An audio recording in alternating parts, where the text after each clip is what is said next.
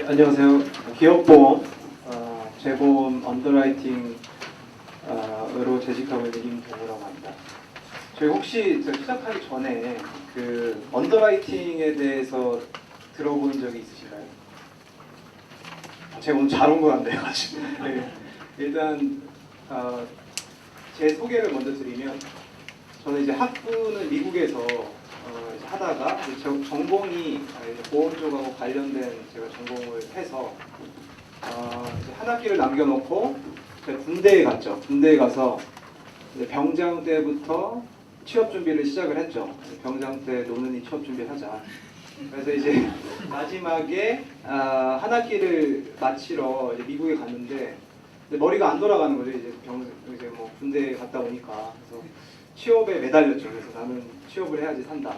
그래서 그때부터 이제 한 6개월 정도 한국 그리고 싱가포르, 홍콩, 아시아에서는 이제 보험, 재보험 허브가 이제 홍콩하고 싱가포르니까 이제 그 세 개를 준비를 했죠. 그래도 저는 그나마 이제 정보가 좀 있었어요. 왜냐하면 학교에 그런 전공도 있고 제 스스로 많이 리서치도 했고 그래서 이제 메이저 회사 한 예를 들어서 한 탑 50 회사를 추려서 지원을 하기 시작했죠. 이제 운이 좋게 홍콩에서 시작을 할 수 있게 돼서 저는 인턴부터 시작을 했습니다. 6개월, 1년 계약직으로 인턴부터 시작을 해서 처음에는 이제 리스크 매니지먼트에서 일을 했죠.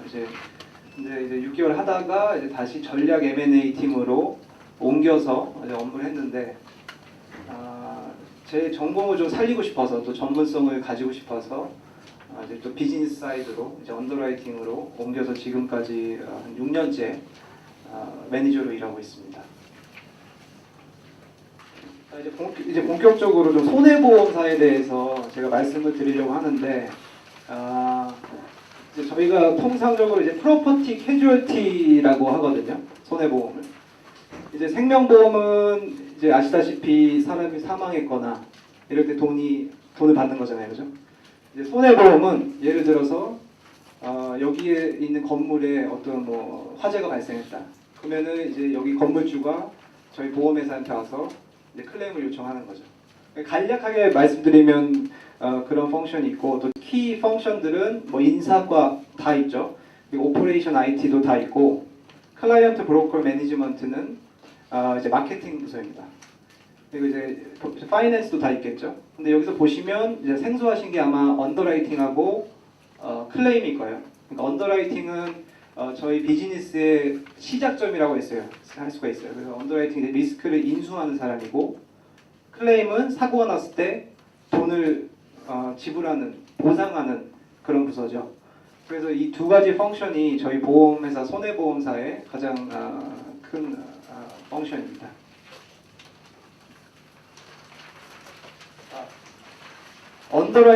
언더라이팅은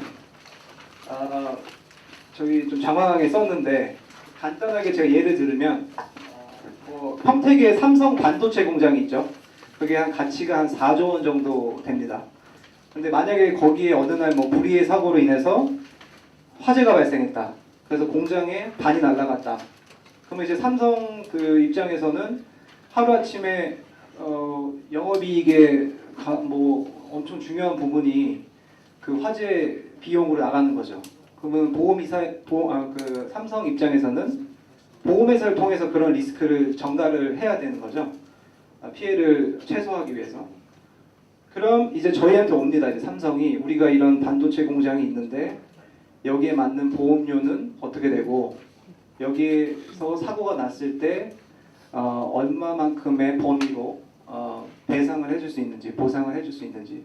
그럼 이제 저희 언더라이터는 이제 직접 삼성 반도체 공장에 가서 이제 그 사람들이 뭐 리스크 매니지먼트는 어떻게 하고 있고 화재 방지 대책은 어떻게 하고 있고 그것도 사람들의 업무 환경은 어떻고 그리고 불이 날 확률이 얼마인지 방수 시설은 잘 돼 있는지 뭐 이런 아주 포괄적으로 이렇게 평가를 하게 되죠. 그래서 저희가 가지고 있는 이제 저희 보험회사들이 경험이 많으니까 데이터가 많으니까 이제 빅데이터를 돌려서 이 반도체 한 이 정도 사이즈의 이 정도 리스크 매니지먼트의 필로소피를 갖고 있는 이 리스크는 한 뭐 100억 정도, 뭐 50억 정도 보험료면 되고 그 다음에 또 보험 조건은 이러이러합니다. 약관까지 해서 이렇게 쿼테이션을 주는 거죠. 그럼 이제 기업 입장에서는 오케이 이거는 우리가 할 수 있다, 투자하겠다 하면 이제 저희가 이제 사인을 하는 거예요. 그래서 언더라이터가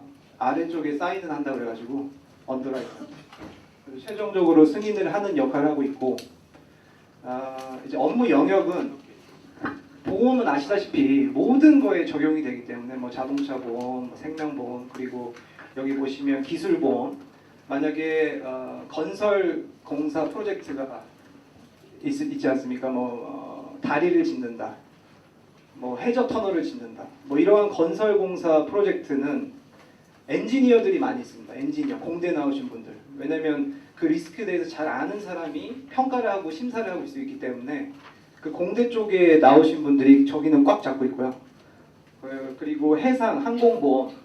해상은 이제 카고, 그죠? 이제 뭐 수출하거나 수입할 때 배를 큰 선박을 통해서 이제 대륙을 왔다 갔다 해야 되는데 그 사이에 발생하는 손해들, 뭐 이런 것들은 또 선주나 이제 해상 그쪽에서 일하신 분들이 와서 직접 언더라이팅 하시는 분들이 계세요. 왜냐면 사고가 많이 발생하는 항로, 그 다음에 사고가 많이 발생하는 그 바닷길, 뭐 어디서 또 해적이 많이 나타나나, 뭐 이런 종합적인 요인들을 판단을 해야 하기 때문에 그쪽에 또 전문성이 있는 분들이 직접 하시고, 재물보험은 제가 말씀드렸듯이 가장 간단합니다. 이제 뭐 건물, 예를 들어서 뭐 태풍이 오거나 건물에 누수가 발생하고 건물에 피해를 입었다. 그러면 이제 그것들을 그런 리스크를 언더라이팅하는 게 재물보험이고요. 책임보험은 이제 좀 다양합니다. 예를 들어서 요즘에 뉴스에 많이 나오죠. 그 폭스바겐 디젤 게이트 해서 리콜을 해야 된다. 이런 게 많이 나오지 않습니까? 그러면은 폭스바겐 입장에서는 소송이 걸리게 되죠. 뭐 여러 그 사람들한테 소송이 걸리게 되고 리콜 비용도 지불해야 되고 엄청난 천문학적인 액수가 들죠. 이런 발생하면. 그럼 이제 그런 것들을 보험회사에 미리미리 리스크를 점가해 놓죠. 리콜 보험을 사든지 제조물 책임 보험을 사든지. 그래서 그런 프로덕트리도 있고 언더라이터가 이제 직접 폭스바겐이 어떻게 자동차를 만드는지 그런 것들을 다 평가하는 거고요. 그다음에 금융보험은 가장 간단한 예가 임원 배상 책임보험이라는 게 있습니다. 그러면 이제 기업의 임원들이 과실이나 태만으로 인해서 소송을 당했을 때 그러한 소송 비용을 방어 비용을 담보해주는 그런 또 보험 상품이 있고 이제 그쪽에는 이제 또 금융에 계신 분들이 많이 오시죠. 왜냐면 이제 회사가 얼마나 건강한지, 거버넌스가 어떤지, 뭐 이런 가이드라인이 어떻게 돼 있는지 이런 걸 파악을 해야 되니까. 특종보험은 이제 스페셜한 아주 특별한 보험을 얘기합니다. 예를 들어서 뭐 피카소의 가장 비싼 그림을 뭐 일주일 동안 서울에서 전시를 한다. 그럼 그게 도난당할 리스크가 있고 뭐 그걸 구경하다가 뭐 아기가 우유를 쏟으면 그게 또 몇십억이잖아요. 그걸 고치려면. 그러니까 그런 것들을 종합적으로 평가해서 그 기간 동안만 보험을 제공하는 그런 보험도 있습니다. 그래서 지금 말씀드린 것처럼 거의 뭐 제한된 분야가 하나도 없고 모든 거에 이제 적용될 수가 있습니다. 보험은. 그래서 각각의 전문성이 굉장히 중요하고 필요한 자질은 분석 능력이 가장 중요합니다. 그 리스크를 받았을 때 어떻게 리스크를 평가를 하고 어떤 논리로 접근하고 또 어떻게 언더라이팅 할 것인지 이런 분석 능력이 굉장히 친밀성을 필요로 하고 또 국제적 감각 특히 저희 또 뭐 다 적용되고 나라도 좀 글로벌하게 이런 업무를 진행하기 때문에 뭐 예를 들어서 오늘은 말레이시아에 있는 어떤 기업이 의뢰를 했어. 뭐 내일은 뭐 어디 태국에 있는 기업이 의뢰를 했는데 이거 어떡하지? 그럼 가서 이게 뭐 사이즈가 크면 가서 만나도 보고 뭐 태국도 가고 인도도 갔다가 뭐 이러한 글로벌한 좀 업무 감각이 필요하고요.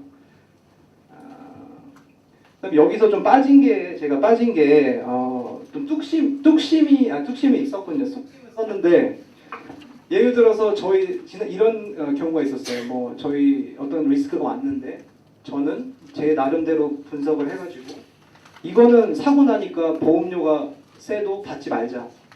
근데 이제 저희 동료는 받아야 된다. 우리가 지금 실적에 쪼들리니까 받아야 된다. 안 된다. 이건 사고 난다. 왠지 느낌이란 게 있거든요. 이게 경험적으로 볼 때. 그래서 그걸 안 받았어요. 제가 그래서 무조건 그걸 좀 지켜가지고 남이 보면 좀 약간 싸가지 없을 수 있죠. 왜 상상을 안 듣고 그렇게 멋대로 하냐. 근데 그게 얼마 지나서 사고가 터졌죠. 그러면 이제 저는 지나가면서 내가 안 받나 그랬잖아. 이렇게 얘기하는 거죠. 그래서 그렇게 좀 뚝심이 있어야 돼요. 누가 뭐라 하든 자기 판단이 맞으면 지켜서 인수를 하든지 인수 안 하든지 뚝심 있게 해야 되는 것 같고, 저희 회사만 보면 이제 근무 환경은 말씀드렸듯이 이제 다양성이 아주 많습니다. 뭐 인도 사람, 뭐 중국 사람, 영국 사람, 남아공 사람 이렇게 여러 나라에서 온 사람들과 업무를 할 수가 있고, 그 조직 문화는 한국 기업들보다는 좀 수평적인 것 같아요. 뭐 예를 들어서 아이디어를 내서 프로포즈 하면은 진짜 받아줘, 오케이 괜찮다 하면 너 진행해봐. 뭐 이런 스피크업을 할 수가 있고요. 자기 아이디어에 대해서 언제든지. 그래도 유연한 출퇴근 시간은 이제 일을 다 한다고 가정했을 때 출퇴근 시간이 유연합니다. 네. 그러니까 일을 다 하면 뭐 어디 있든지 뭐 찾지를 않아요. 일을 다 하면. 근데 일이 안 되면 이제 그거는 안 되는 거죠. 그리고 제가 인턴부터 해서 느낀 건데 개인 역량에 따라서 기회도 많고 개인 역량에 따라서 기회를 놓칠 수도 있고, 그래서 참 중요한 것 같고요. 연수 기회가 상당히 많습니다. 앞서 말씀드렸다시피 거의 뭐 60개국에 나가 있기 때문에 뭐 연수를 뭐 밀라노에 가서 저 같은 케이스만 해도 밀라노에 가서 한 2달도 있어보고 본사 사람들 얘기해보고 그리고 많이 배우고, 또 유럽의 런던이 또 기업보험 센터니까 거기 가서도 직접 비즈니스도 해보고, 뭐 스위스도 가서 뭐 재보험사랑 다 계약 관계에 있으니까 같이 가서 업무도 하고, 뭐 이런 기회들이 굉장히 좀 잘 서포트를 많이 해주는 것 같아요. 이거는 굉장히 좋은 것 같고, 이제 단점은 저희는 이제 보험회사다 보니까 그 캐피탈 마켓에 영향을 받지 않아요. 주식이 떨어졌다. 그럼 제 주식이 떨어지면 가슴 많이 아픈데 업무에 관련이 없어요. 그래서 저희 같은 경우는 뭐 자연재해, 뭐 얼마 전에 홍콩에 태풍이 왔잖아요. 태풍이 와서 마카오에 있는 카지노가 다 잠겼죠. 그럼 이제 저희는 잠을 못 자는 거야. 내일 클레임 엄청 큰 게 터지겠다. 아니나 다를까 다 사람들 다 이러고 있는 거죠. 막. 이제 그런 좀 단점이 좀 그런 게 있고, 취업 주요 자격증은 영국의 CII라는 자격증이 있어요. 이게 이제 기업보험 언더라이팅에 특화된 자격증입니다. 이거는 이제 거기 웹사이트 가면 다 자료가 나와 있고, 미국은 CPCU입니다. 이 CII는 제가 볼 때는 홍콩 그리고 영국령이었던 나라들에서는 그래도 쓸모가 있고, 그다음에 한국은 그래도 안 그래도 미국이랑 저희가 이제 또 친하게 가까우니까 CPCU를 따면 한국 손해보험사 뭐 현대해상이나 요즘에 코리안리 혹시 들어보셨나요? 코리안리 그리고 뭐 현대해상 뭐 이렇게 삼성화재 뭐 이런 메이저 회사급에서는 이거를 한두 개 정도 그래도 취득을 하면 그래도 좀 커밋먼트가 있네. 그래서 우리 이 기업 보험에 대해서 관심을 가지고 봤네. 머스트는 아닌데 분명히 도움은 좀 되는 것 같습니다. 이제 호주는 안지프라고 해가지고 호주에도 있는데 저는 개인적으로 CII나 CPCU 손해보험에 관심이 있으신 분들은 CII나 CPCU에 좀 추천을 드리고자 합니다.